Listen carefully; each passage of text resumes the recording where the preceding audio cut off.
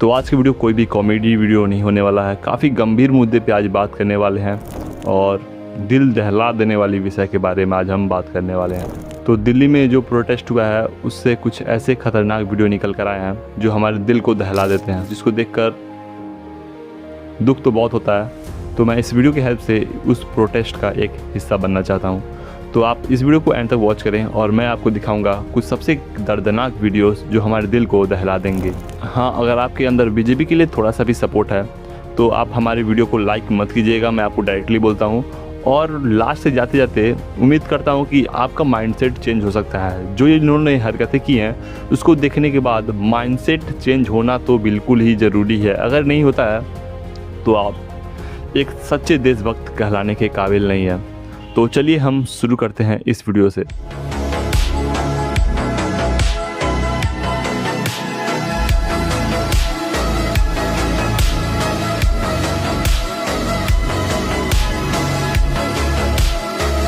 आंखों में आंसू आ जाता है और दिल दहक उठता है जब इस खबर को सुना जाता है।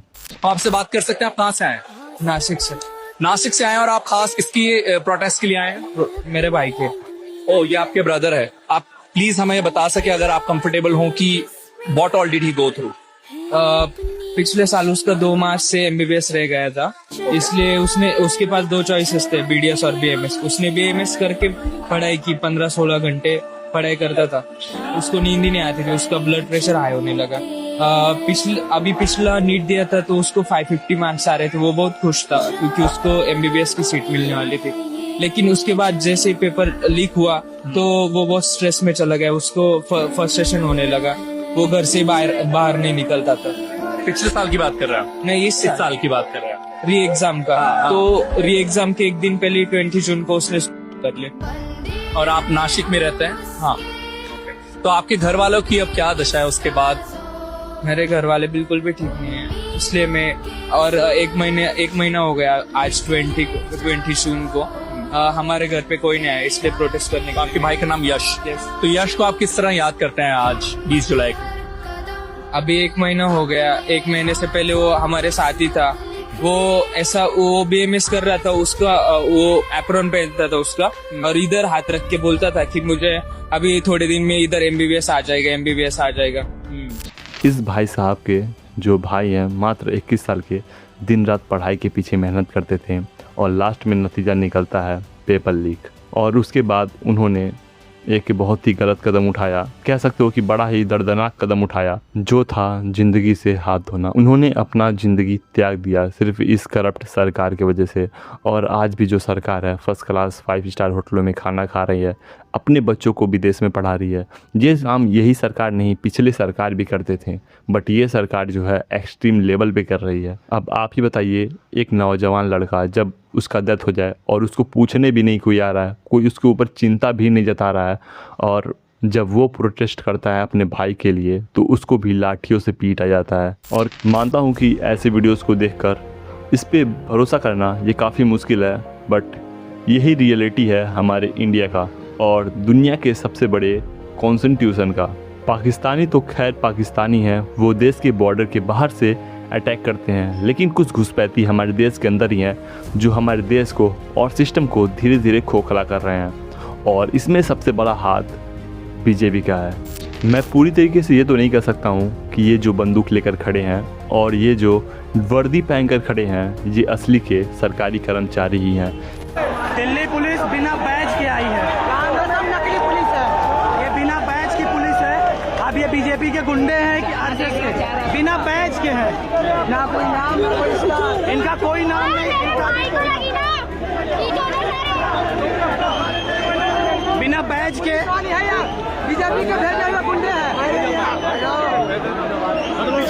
क्योंकि किसी के वर्दी पे कोई भी बैच किसी भी नाम का पाया नहीं गया है, तो इस पे यकीन करना काफ़ी मुश्किल है। जहाँ तक हमें खबर मिल रही है इससे ये पता चलता है कि इसमें कुछ गुंडे भी मिले हुए थे और ये गुंडे बीजेपी के द्वारा फंडेड थे। से कम 700-800 लोग थे जो ना पुलिस वाले थे ना कोई कर्मचारी थे, कुछ भी नहीं थे। शाम को पुलिस वाले उनको 500-500 रुपये बांट रही थी, कैमरा उनको पैसे दे। यही जो पार्लियामेंट वाला है और मैं एक बार फिर बोलता हूँ, हमारे जितने भी आइडल थे, चाहे वो विराट कोहली हो, चाहे रोहित शर्मा, चाहे शाहरुख खान, किसी ने भी हमारा साथ नहीं दिया। हमें उस एक्टर ने साथ दिया जिसको हम लोग हरदम से नेगेटिव रोल से जानते हैं, लेकिन जो उन्होंने पॉजिटिव काम किया है उसको देखने के बाद भाई दिल में एक उम्मीद जागती है कि हाँ कोई तो एक्टर है जो हमें सपोर्ट किया है और ये एक्टर हमारे दिलों में हरदम ही राज करेगा। और आप सब जानते हैं कि इस कंडीशन में जो डॉक्टर्स हैं उनका भी काफ़ी बड़ा हाथ होता है। मानता हूं कि कुछ डॉक्टर नीट पेपर लीक की वजह से नहीं बन पाए, सपना उनका टूट गया, कुछ तो सुसाइड भी कर लिए, लेकिन जो डॉक्टर अभी हैं वो मदद करने का काफ़ी कोशिश किए हैं, लेकिन मदद करने के बाद भी उनके ऊपर भी अटैक हुआ है, जैसा कि यहाँ पे ये लोग डॉक्टर बता रहे हैं। डॉक्टरों को जो वहाँ पे मदद करने आए हुए थे उनको मारा है। हमने जब बताया कि हम डॉक्टर हैं तो उन्होंने बोला तो आपको बुलाया किसने है? नीचे के ऊपर लेटा हुआ, उसकी हड्डी टूटी हुई है, वो बेहोश पेशेंट के ऊपर चढ़ के गए, उन्हें डंडा मारा मेरी आंखों के सामने। और आप देखेंगे और आगे जाके सब मार रहे थे, हैं। उनके पेटों पे लाते मार रहे थे। इतना भी ईमान नहीं बचा है। हम डॉक्टर्स हैं, हम शांति से हेल्प करने आए थे, हम नारे भी नहीं लगा रहे थे। उन्होंने बोला तुम्हें बुलाया किसने? डंडे मारे उन्होंने हमें। हेल्प कर रहे थे, लेकिन अब ये सब कुछ देख रहे हैं और मेरा ख्याल हमने आज में कितने 200-250 से ज्यादा तो ये हेड इंजरी और ये वाले जो हर सेकंड पे एक हेड इंजरी का पेशेंट आ रहा था। किसी का इंकलाब जिंदाबाद, इंकलाब जिंदाबाद, इंकलाब जिंदाबाद, इंकलाब जिंदाबाद। और जैसा कि ये दीदी बता रही हैं कि जिनका वो लोग इलाज कर रहे हैं वो ज़ख्मी होगा, वो तो पता ही है क्योंकि उन्हीं का इलाज होता है जो ज़ख्मी होते हैं।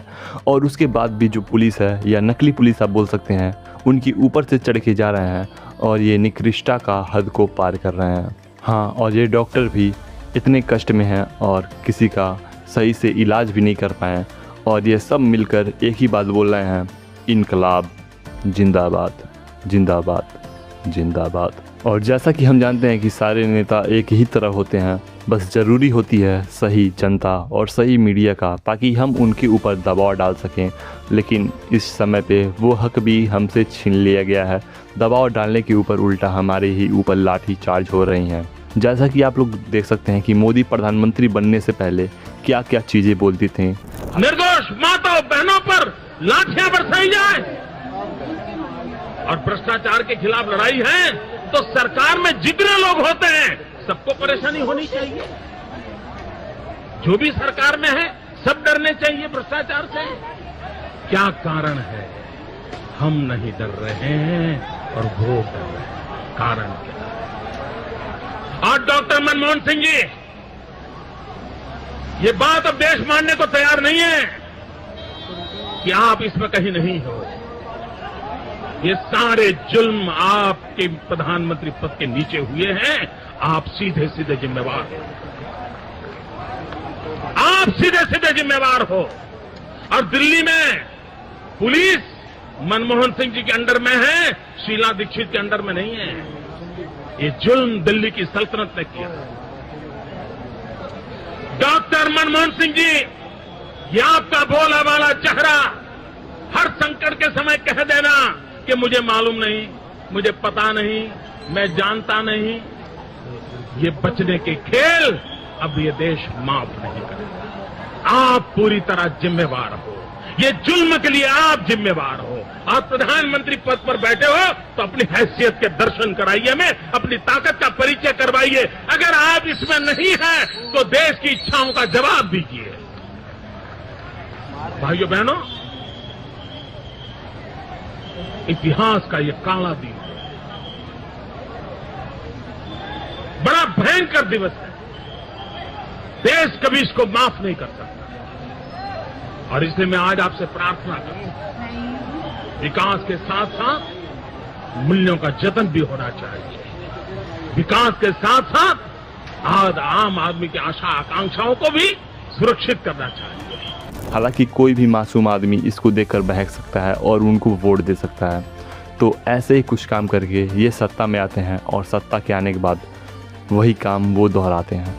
और आपको सुनकर भरोसा नहीं होगा, 12 साल 18 साल नाबालिग लड़कियों को मारा गया है और लड़कों को तो मारा ही गया है। इतनी बेरहमी तरीके से मारा गया है, कपड़े वपड़े भी फाड़े गए हैं और इसके बाद भी जो हमारे प्राइम मिनिस्टर हैं वो कहीं भी नहीं दिखे। वो विदेशों का दौरा कर रहे हैं और पता नहीं क्या कर रहे हैं। लेकिन जो देश का दिक्कत है, पहले आप देश को दिक्कत को सॉल्व करेंगे, फिर जाकर देश के बाहर को दिक्कत को सॉल्व करेंगे।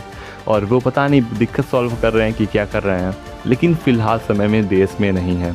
ये गुंडों की तरह गैस को फेंक रहे हैं और ये जो आंसू गैस का इस्तेमाल कर रहे हैं वो भी एक्सपायर्ड यूज़ कर रहे हैं ताकि ज़्यादा पैसा ना लगे और असर भी और ख़तरनाक करे। 17 साल के बच्चे, 9th क्लास की बच्चियां, इस पे हद गोला लिखा हुआ है, मैं दिखाता हूं। छोटी छोटी, ये देखो, डाई मारकर हद गोला, ग्रेनेड, समझ रहे हो, ग्रेनेड डाली जा रही है किन पर? नीट के छात्रों पर, बेरोजगार लड़कों पर, जिन्होंने मोदी को खुद जिताया, उन लोगों पर ये हैंड ग्रेनेड डाली जा रही है। नहीं रुको, पिटेंगे तो हम भी पिटेंगे, क्या दिक्कत है, कोई बात।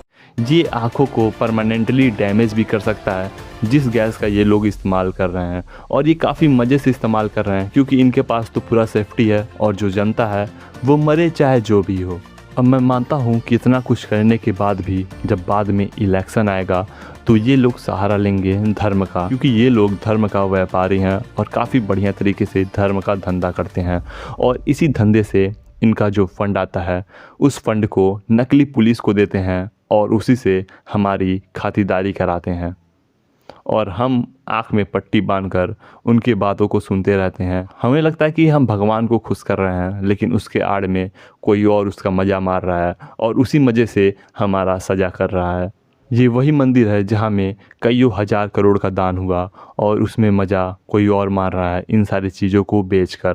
मैं डायरेक्टली तो नहीं कह सकता हूँ, लेकिन इनडायरेक्टली 100% बोल सकता हूँ कि ये कौन कर रहा है। ये आप भी जान रहे हैं, ये हम भी जान रहे हैं, क्योंकि इतनी तगड़ी सिक्योरिटी में कोई एक चोर तो इतना बड़ा चोरी नहीं कर सकता है। और यहाँ पे जो एक्टर नरेंद्र मोदी का गाना गा रहे हैं, नरेंद्र मोदी कर रहे हैं, वो इस बड़े हादसे में कोई भी शामिल नहीं हुआ, सिर्फ जाकर वो मज़े ले रहे हैं। मोदी है तो मुमकिन है, मोदी है तो मुमकिन है, मोदी है तो मुमकिन है।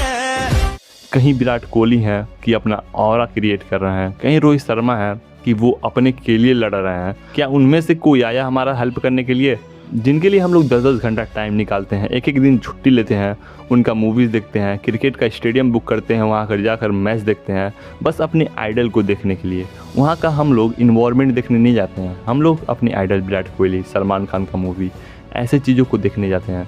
लेकिन क्या उन्होंने एक छोटा सा हमारे लिए वीडियो भी बनाया? उन्होंने कुछ नहीं किया, सिर्फ उनको अपना प्रॉफिट चाहिए। इसलिए मैं किसी टाइम पे विराट कोहली का बहुत ही बड़ा सपोर्टर था, लेकिन आज से मैं किसी का सपोर्टर नहीं हूँ। बस मैं अपने जनता और मैं खुद का सपोर्टर हूँ और अपने व्यूअर का सपोर्टर हूँ। अगर इनको रिजाइन देने में शर्मिंदा लग रहा है तो आप पीछे देख सकते हैं कि हमारे नीतीश कुमार रेल मंत्री से इस्तीफा दे चुके थे क्योंकि उनसे एक ट्रेन एक्सीडेंट नहीं संभल पाया था। I think it's total failure of the railway. That's why I have accepted the responsibility. चूक है और ये चूक ही हम सिर्फ इसको नहीं कहेंगे, ये आपराधिक नेग्लिजेंस, क्रिमिनल नेग्लिजेंस। इसलिए इसको हम पहले तो ओन करते हैं इसकी रिस्पॉन्सिबिलिटी और हमने रिजिग्नेशन दिया। और सेफ्टी को टॉप मोस्ट प्रायोरिटी मिलनी चाहिए, नंबर 1। और दूसरी बात, जो हमारा सिस्टम है उसके कंसोलिडेशन पर ध्यान देना चाहिए। रेलवे नेटवर्क पर लोड बढ़ रहा है, इसमें टेक्नोलॉजिकल अपग्रेडेशन की सख्त जरूरत है।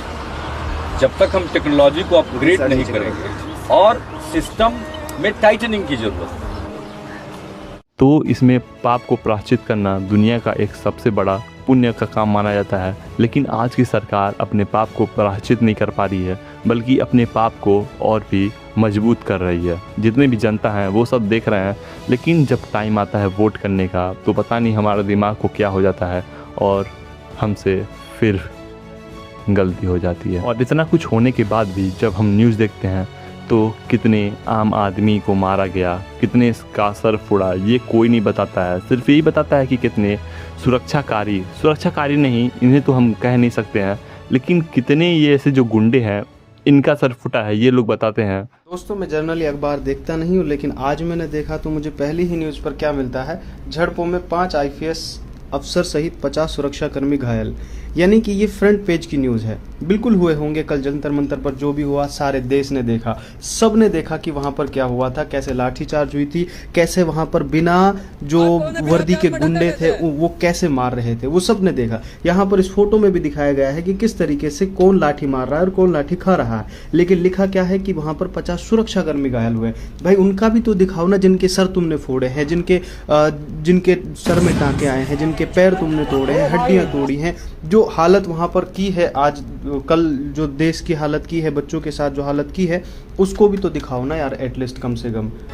ये कभी नहीं बताते हैं कि हमारे साथ क्या हुआ, ये सिर्फ यही बताते हैं कि उनके साथ क्या हुआ है। तो न्यूज़, मीडिया, इन सारी चीज़ों से भरोसा उठ गया है। अगर आप थोड़ा सा भी मीडिया पे भरोसा करते हैं तो हमारे आप इस वीडियो को देख सकते हैं। ये देखो, ये पुलिस वाला है, उसके पास ये पुलिस लाठी में कील ले घूम रहा, देख लो भाई, वो भाग रहा है, भाई लाठी में कील ले। लाठियों पे तेल नहीं बल्कि काटी लगाकर मार रहे थे और ये इतना अंदर अंदर धंस गया है। इस दर्द को तो सिर्फ वही महसूस कर सकते हैं। फिलहाल हम तो सिर्फ देख रहे हैं। आप कैसे आ गए? आप तो किसान हैं। तो किसान के बेटे नहीं होते, उनके पेपर लीक नहीं होते, उनके जो कापियां नहीं बदली जाती। तो जब हमारे बच्चों के साथ अन्याय होगा तो माँ बाप को तो आना पड़ेगा। ताऊ को भी हर चीज चाहिए, हर जगह आपको घुसना है। किसी का भी प्रोटेस्ट हो, कहीं भी वो आप इसमें घुस जाते हैं जाके। क्या साजिश है? मैं नेपाल के में तो नहीं गया, मैं बांग्लादेश के में तो नहीं गया। देश की बात कर रहे हैं। और देश किसी के बाप का है क्या? ये हमारा नहीं है, ये हमारा नहीं है। आपको हर चीज से दिक्कत है? क्या दिक्कत है? हर चीज से दिक्कत है। हाँ दिक्कत है, दिक्कत है। जैन जी का प्रोटेस्ट है। आप अरे जैन जी किसके बच्चे हैं? किसके बच्चे हैं? देश के बच्चे। और ये हमारे बच्चे नहीं है। कह रहे हैं कि ये विदेशी साजिश है, फंडिंग है, बाहरी लोग हैं इसमें घुसे हुए। ये विदेशी है? बताओ इनमें ये कौन कौन सा पासपोर्ट लेकर के हिंदुस्तान में आए हैं, बताओ। और एक चीज बताओ, इनका पूछो कि इनके बच्चे कितने विदेशों में पढ़ते हैं, क्यों पढ़ते हैं? हिंदुस्तान का सिस्टम खराब है, तभी तो ये अपने बच्चों को विदेश भेजते हैं। और कई बूढ़े लोगों से पूछा जा रहा है कि आपका इस प्रोटेस्ट में क्या काम है। तो सही बात है कि हर एक बूढ़े का एक बेटा या एक नाती होता है जो उनके लिए प्रोटेस्ट कर रहे हैं, क्योंकि वो तो पेपर नहीं दे सकते हैं। लेकिन जो कष्ट उनके बेटे और उनके परिवार सह रहे हैं, उनको देखकर कोई भी परेशान होगा और कोई भी इस प्रोटेस्ट में शामिल होगा। मैं जानता हूँ कि ये जो मीडिया है ये इन्हीं लोगों को गलत ठहराएगी, ना कि जो इनके साथ गलत किया है उनको वो कभी नहीं गलत ठहराएंगे। तो इस न्यूज़ को हम ही जितना से जितना हो सके उसको फैलाएंगे। तो आप इस वीडियो को खूब शेयर कीजिए और सबको बताइए कि उनकी चहीता सरकार हमारे लिए क्या ही कर रही है। और मैं इस देशभक्त से जुड़े हुए वीडियो के लिए कोई भी लाइक, कोई भी सब्सक्राइब नहीं मान सकता हूँ। बस आप कमेंट में एक चीज़ लिख दीजिएगा, जय हिंद, जय भारत, इनकलाब जिंदाबाद।